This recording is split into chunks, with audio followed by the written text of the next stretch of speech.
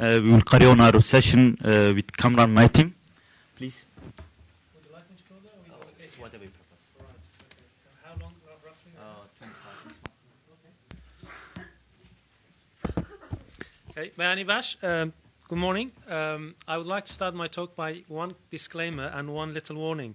The disclaimer is that although our chair kindly mentioned I am the author of a paper called What Time Was Kurdistan, that's really not a paper written, but I would love to write it, and I will try to. But it's the title of my talk today, and as the subtitle suggests, it's a set of reflections on the relation between capitalism and international relations.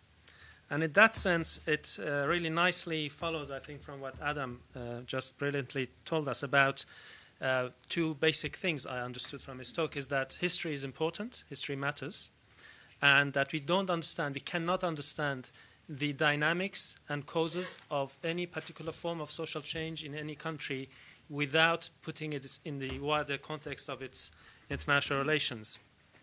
Now, my talk is more about an elaboration of these basic 2 points, I'm afraid on a little bit more theoretical level, although I try my best to bring it down to concrete level as well.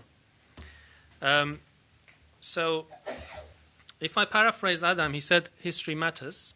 My basic talk is about that history does not repeat itself. And why it does not repeat itself is what I'm going to talk about today. So I would like to begin by explaining a little bit as to why reflections on capitalism and international, especially a theoretical one, what would be of any relevance to a conference which is explicitly framed around contemporary issues, relating to particular circumstances in different parts of Kurdistan, also political struggles at hand. Well, theoretical reflections on international relations and capitalism may not have a direct and explicit and immediate relation to the basic theme of this conference. But I want to make a case that at a deeper and more general level, in fact, theoretical reflections on capitalism and international relations are extremely important in our understanding of the current conjuncture in the region and possible futures out of this current crisis and the predicaments that peoples of Kurdistan and the region more generally are undergoing and experiencing. So let me try and explain what I mean exactly. As we know, and as the title of this conference suggests, the region is going to a period of general crisis in multiple levels. But also, it's exactly at the time of crisis that possibilities for future reveal themselves in most explicit and visible way. And in that sense, the fact that a particular trajectory becomes possible in the end depends on actors' perception of what is possible. In other words, I mean that the politics is not just the art of the possible, as everybody knows the famous phrase. It's also about the fact that what we perceive to be possible at any given time is exactly part of what is becoming possible in the end. So how we understand our possibilities actually shapes the possibilities at hand at any given time. Now, I want to suggest that the understanding of what is possible ultimately depends on a basic understanding of rules or basic determinations of historical change and social change. In other words, whether we explicitly state them or not, everybody, when speaks about politics, at the bottom they have some sort of understanding of how social change is supposed to unfold and what sort of history, what sort of logic we can impute to history. Now, I want to suggest that in the case of most Kurdish political parties, in the past and present, with few exceptions probably, this conception of history and social change has been Eurocentric. Now, I will elaborate on this claim further. For the moment, I just want to say that by Eurocentrism, or by being Eurocentric, simply I mean a mode of thought which comprehends social reality through concepts and categories that are constructed by reference to the internal dynamics of Europe. So basically theories which have been been constructed by abstraction from European history. And this category is then perceived as universal and applicable to other countries and their experience of social change generally, and especially modernity in particular. Now,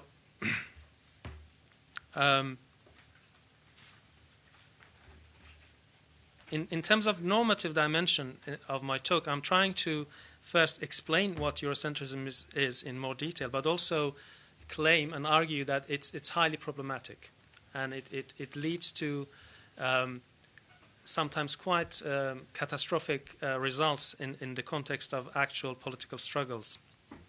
So I'll try to illustrate this by a couple of examples, and that's the way I was hoping to a bit concretize otherwise a quite theoretical argument. I give you a couple of examples from Iran, which I know a little bit more. So throughout this talk, actually, when I refer to Kurdistan, I mostly have in mind the Iranian Kurdistan, partially Iraqi Kurdistan, but less Turkish Kurdistan, which I know not enough. So the first example I want to give you as to how a theory of history, and theory more generally actually, has quite a significant impact on actual politics, is the experience of Kurdistan Republic in 1946 in Iranian Kurdistan. Now, we know that that republic collapsed and was crushed by the Iranian government at the time as a direct result of Soviet Union's abandoning and leaving their erstwhile allies in the Kurdish Republic at the time. Now, there are, of course, particular reasons as to why Soviet Union at that point in time did what it did, and those reasons are actually mostly known. For example, the fact that the Soviet Union was promised the so-called Northern Oil Concession by the Iranian government, and in return, the Soviet Union and Red Army left northern Iran, and subsequently the Central State forces destroyed not only the Kurdistan Republic but also Azerbaijan Republic. That's very well through, and of course has a important impact in that particular episode. But I do believe that that particular policy chosen by the Soviet Union actually had its roots in a particular form of theoretical understanding of modernity and historical change. And that understanding was, I would say, a particular stagist conception of Marxist theory, according to which different societies would go through different stages, and therefore each society could be understood in terms of its contemporary social and economic level of development, and also within that, the place of the Soviet Union as a actually existing socialist state. So on that ground, the perception of Kurdish society at the time was one which was not remotely capitalist. It was still highly tribal society, and in that sense, it was simply not ripe, if you like, for a national state, or not to mention a socialist one. So it was perfectly possible for Soviet Union policymakers to think that they are not doing actually something incredibly bad, insofar as for them, it just Kurdistan did not have the resources for statehood at the time. A second example is slightly more probably tangible for a lot of people in this audience, and that is the Tudeh Party of Iran's support for the Islamic Republic in early 1980s, which played an incredibly important role in the consolidation of the Islamic Republic. Now, the Tudeh Party was not just supporting Khomeini and Islamic Republic based on certain personalistic affinity to this or that members of the Iranian Islamist faction, which was trying to impose hegemony over the Iranian Revolution. They had a very elaborate theory of history according to which Iran was at the stage of a bourgeois democratic revolution, and therefore for the leftist groups it was perfectly legitimate, in fact imperative, to side with the national bourgeoisie against the imperialism until such a time as Iran is ripe for a socialist revolution, in which point the leftist parties would intervene and seize power. So they were perfectly following their theoretical line. and in that sense, I'm just trying to illustrate how theory is actually informing politics, even though the actors may not necessarily state them all the time. I could give you more examples. I mean, if you look at the recent splits within the Kurdish political organizations, especially in the left, it's clearly possible that to trace back these splits and divisions to particular theoretical understanding of what is possible in Kurdish society today. So for a group of leftists, for example, if you don't have the chimney of big factories and smokes going to the sky, you don't have an industrial society, and therefore you do not have a working class, and hence you do not have a socialist possibility. On that basis, for them, a bourgeois democratic or liberal politics becomes the possible form of politics, right? But this is itself rooted in a wider theory of history, and I'm trying to show that how this wider theory of history is Eurocentric and therefore has no universal applicability as it is normally assumed.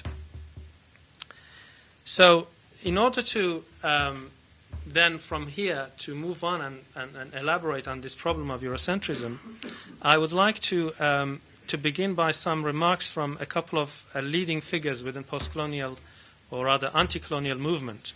And I think using the thought of anti-colonial movements is relevant and in fact important because, in fact, a lot of Kurdish political parties, especially in Turkey in the early period of 1960s and 70s, they in fact used the discourse of colonialism. Kurdistan was perceived as an internal colony of the occupying states. So I think it is quite unfortunate, as far as I have seen, that there isn't much engagement with anti-colonialist and post-colonial literature within the Kurdish political parties, especially on the left. Now, in the case of Africa, I want to just give you a one-line citations from three leading figures within anti-colonial movement, all of whom at the time considered themselves as Marxists, and nonetheless they were also recognizing that Marxist theory had certain limitations when applied to societies outside Europe, in their case in Africa. So, for example, in the book Weapon of Theory, Amilcar Cabral talks about the fact that he cannot, as a Marxist, accept that the famous statement in the first line of the Communist Manifesto that the history of all existing societies have been the history of class struggle. He simply said, this does not make sense for much of the world, because in a lot of Africa at the time, and much of the world before that, there were no classes. Societies were classless simply because the level of development was such there was no surplus for a particular portion of society to take over and become a ruling class. So if you stick to that statement, you basically lose much of world history. Amos Caesar, another leading figure, at some point says, Marxism is good, but has to be complemented. So for him, the basic principles of Marxism were quite useful. Nonetheless, he also recognized there were some problems. And Fanon, probably the most well-known anti-colonial thinker in Africa, in Algeria, in fact, he says in his famous work, The Rothschild of the Earth, that every time you apply a Marxist category to a colonial settings, it gets stretched. It can't really explain or capture the reality on the ground. Now, why is it so? I'm concentrating on Marxism because most of my work in the last 10 years has been an engagement with Marxist theory of history and understanding why is it that Marxists basically could not explain the Iranian Revolution, and that's what I have been working in my doctoral thesis on. But the basic argument applies equally to liberal school of thought. They have the same kind of linear theory of history. In fact, a lot of Marxist heritage in this regard comes from liberal tradition. It's his engagement with major liberal thinkers such as Adam Smith and others. So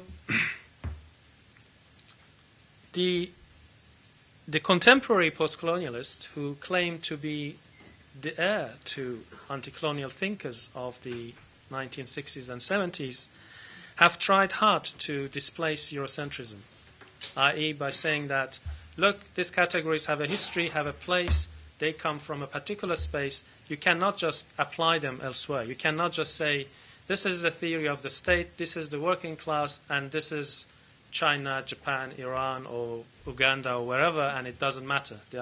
You can apply them.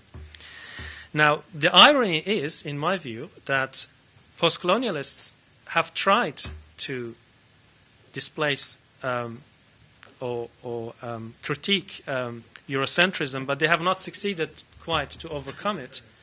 And the Marxists who actually can overcome it have not even tried. They simply do not recognize the problem in the first instance, in most cases, although that is fortunately changing in recent times. So, what is then Eurocentrism? Let me explain what I understand by it. And this is based on a paper which is recently published, and I'm more than happy to send to anyone who is interested. But here I'm just using the first few passages in the paper, and then I'm again moving back to history to show how it works. So for me, Eurocentrism is a mode of thought which begins and ends with Europe. Yeah? It begins and ends with Europe.